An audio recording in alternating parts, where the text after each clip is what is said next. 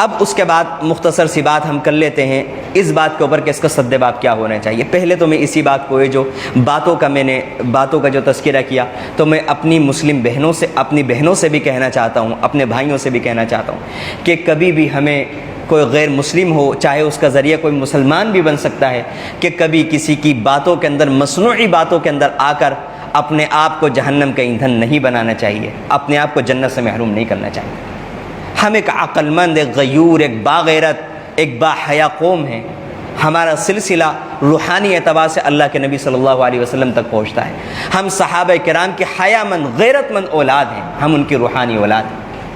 اور ہمیں تو وہ واقعہ سوچنا چاہیے کہ جب فرعون کے دربار کے اندر، جب فرعون نے اپنے جادوگروں کا مقابلہ حضرت موسیٰ علیہ السلام سے کروایا تھا، تو اس موقع پر ایک موقع تو یہ نظر آتا ہے کہ فرعون کے جادوگر پوچھتے ہیں فرعون سے کہ ہمیں بدلے میں کیا انعام ملے گا؟ تو فرعون کہتا ہے کہ میں تمہیں بہت سا انعام دوں گا اور آئندہ کے لیے تم شاہی مقربین کے اندر شامل ہو جاؤ گے۔ ایک اسٹیپ وہ آتا ہے کچھ وقت کے بعد کہ جب فرعون کے جادوگر حضرت موسیٰ علیہ السلام سے مقابلہ کرتے ہیں، اور موسیٰ علیہ السلام کا اژدہا جو میلوں کے اندر سانپ پھیلے ہوئے تھے، جادوئی سانپ، ان کو نگل جاتا ہے۔ تو جادوگر چونکہ اپنے فن سے واقف تھے، وہ فوراً سمجھ گئے کہ اگر یہ جادو ہوتا تو یہ ایک جادوگر ہمارا مقابلہ نہیں کر سکتا تھا، ضرور اس کے ساتھ آسمانی طاقت ہے اور اس کا مذہب سچا ہے، اس لیے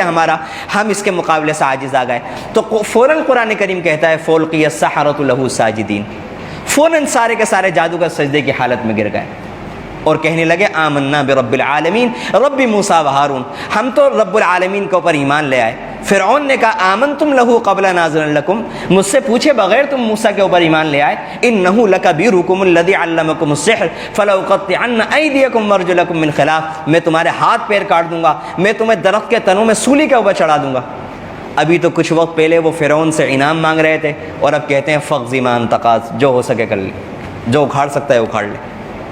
تیرے بس میں کچھ بھی نہیں ہے۔ تو اس دنیاوی زندگی میں اللہ نے تجھے کچھ کرنے کا اختیار دیا، جو ہوتا ہے کر لے۔ اگر تو ہاتھ پیر کاٹ سکتا ہے ہم کٹوانے کو تیار ہیں، اگر تو سولی دینا چاہتا ہے ہم سولی پر چڑھنے کے لیے تیار ہیں۔ اب جو ہمارے دل کے اندر ایمان آ گیا ہے، ایمان راسخ ہو گیا، یہ ایمان ہم سے نہیں چھننے والا، ہم اسی ایمان کے ساتھ جانا چاہتے ہیں۔ اور اس وقت اللہ سے دعا کی ربنا افرغ علینا صبرا، اے ہمارے پروردگار ہمارے اوپر صبر کے دہانے کھول دے،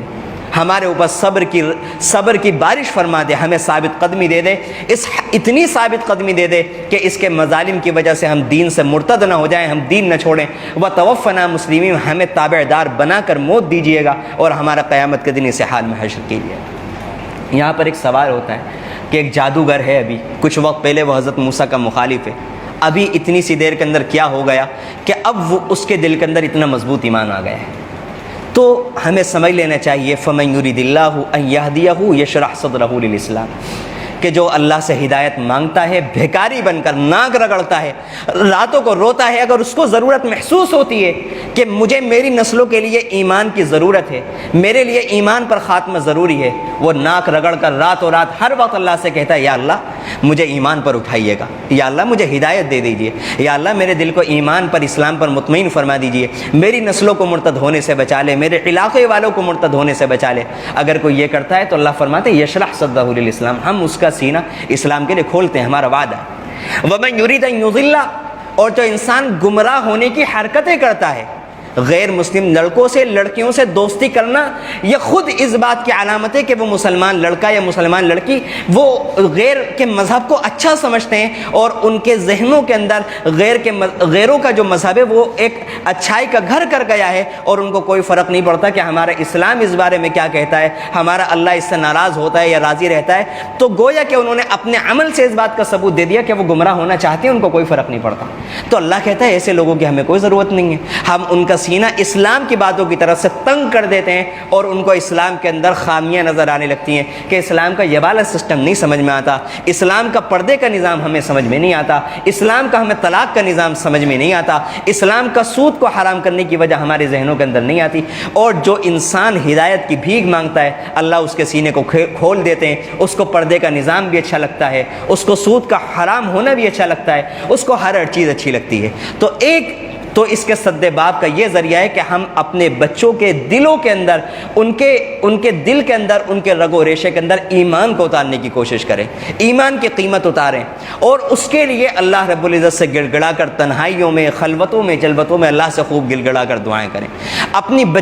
اپنے بچوں کو شرم و حیا کا سبق پڑھائیں، حضرت مریم علیہ السلام کی سیرت پڑھائیں، حضرت فاطمہ کی سیرت سنائیں، حضرت عائشہ صدیقہ رضی اللہ عنہا کا کردار بتائیں۔ اور اس کے لیے میں سمجھتا ہوں کہ ہم لوگوں کے لیے ضروری ہے، چاہے ہماری کتنی بھی مصروف ترین زندگی ہو، میں چند ایسے لوگوں کو بھی جانتا ہوں کہ دنیا کے اندر جو مصروف ترین لوگوں میں جن کا شمار ہوتا ہے وہ مسلمان ہیں، عالم ہیں، اللہ نے اپنے فضل و کرم سے ان سے ملنے کا موقع فراہم کیا۔ مجھے معلوم ہے کہ وہ اتنے مصروف ہونے کے باوجود بھی ہفتے کے اندر یا 2 ہفتے کے اندر ایک دن نکالتے ہیں اور اس میں اپنی بچیوں کو بٹھا کر، حالانکہ ان کی بچیوں نے ہزاروں کا مجمع سنبھالا ہوا ہے، ہزاروں لوگوں کی ہدایت کا ذریعہ بنی ہوئی ہیں، اس کے باوجود وہ اپنی بچیوں سے اس موضوع کے اوپر بیٹھ کر بات کرتے ہیں کہ بیٹا غیروں کے بہکاووں کے اندر نہ آنا، تم مرتد نہ ہو جانا، بیٹا اگر کوئی تمہیں میسج کرے تم اس سے تعلق نہ پیدا کرنا، اگر کوئی تم سے دوستی کرنے کی کوشش کرے بیٹا تم اس کے پیچھے نہ پڑنا، اس کی باتوں میں نہ آنا۔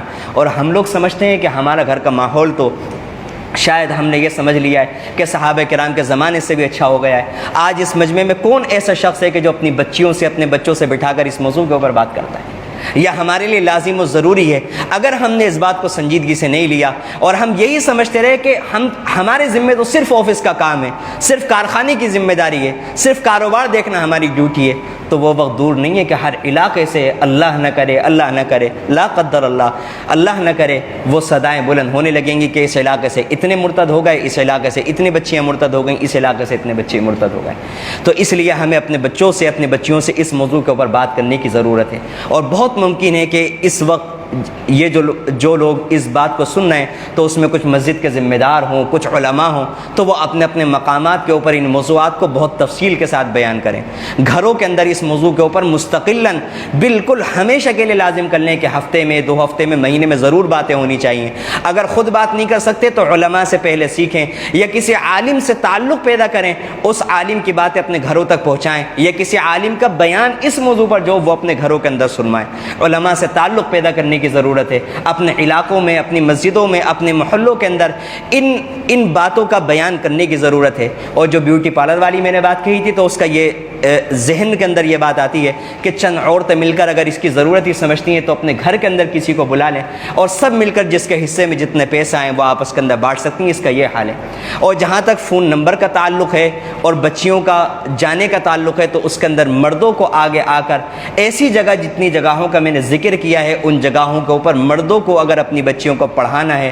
کالجوں کے اندر، یونیورسٹیوں کے اندر پڑھانے کے لیے کوئی منع نہیں کرتا، لیکن اس کی نگہداشت اور اس کی حفاظت اور اس کی نگرانی کرنا یہ مردوں کی ذمہ داری ہے۔ بچوں کے موبائل کی نگہداشت کرنا یہ مردوں کی ذمہ داری ہے۔ تنہائی کے اندر کبھی بھی بچیوں کا ایسا نہیں ہونا چاہیے کہ وہ تنہائی کے اندر بیٹھ کر فون کے اوپر باتیں کر رہے ہیں اور آپ کو نہیں معلوم کس سے باتیں کر رہے ہیں۔ یہ بگاڑ ہم نے خود کیا ہے۔ بچیوں کو مرتد ہونے کی جو سب سے بڑی وجہ ہے، اس کی سب سے بڑی وجہ ماں باپ کا فکر مند ہونا ہے اور بچوں کو حد سے زیادہ اختیارات دینا اور بچوں کے بارے میں حد سے زیادہ بے فکر ہونا۔ یہ چند وجوہات ہیں جو اس وقت میرے ذہن میں آئیں اور میں نے آپ کے سامنے بیان کر دی۔ اور بچوں کو اس بارے میں بھی بچوں کو پابند کریں کہ وہ اپنے فوٹو قطعاً فیس بک کے اوپر اور دوسری چیزوں کے اوپر اپلوڈ نہ کریں، اور ان کی یہ جو دوستیاں کرنے کا مزاج ہے فیس بک کے اوپر انجان لوگوں سے دوستی کرنا اور انجان لوگوں سے باتیں کرنا، اس کی بھی نگہداشت کرنا یہ ہم مسلمانوں کی ذمہ داری ہے۔ یہ تمام جو ایسے لوگ ہیں کہ جن کو اللہ نے اولاد کی نعمت دی ہوئی ہے ان کی ذمہ داری ہے، اسی طرح بھائیوں کی ذمہ داری ہے، بچوں کی ذمہ داری ہے۔ ہم سب کو اپنے معاشرے میں سے اس گندگی کو دور کرنے کی فکر کرنے کی ضرورت ہے، اور باطل کی طرف سے جو حملہ ہو رہا ہے ہمارے نوجوان بچوں اور بچیوں کے اوپر، اس حملے کو ناکام کرنے کی ہمیں ضرورت ہے۔ اس کو بہت سنجیدگی سے اس کے اوپر غور و فکر کریں اور ان باتوں کو جو بتایا گیا ہے اس پر عمل کرنے کا مضبوط ارادہ کریں۔ اللہ تعالیٰ اس حملے سے بچنے میں اللہ تعالیٰ ہماری مدد فرمائے۔ اللہ تعالیٰ ان باتوں پر ہمیں عمل کرنے کی توفیق نصیب فرمائے۔ آمین۔ وآخر دعوانا الحمدللہ۔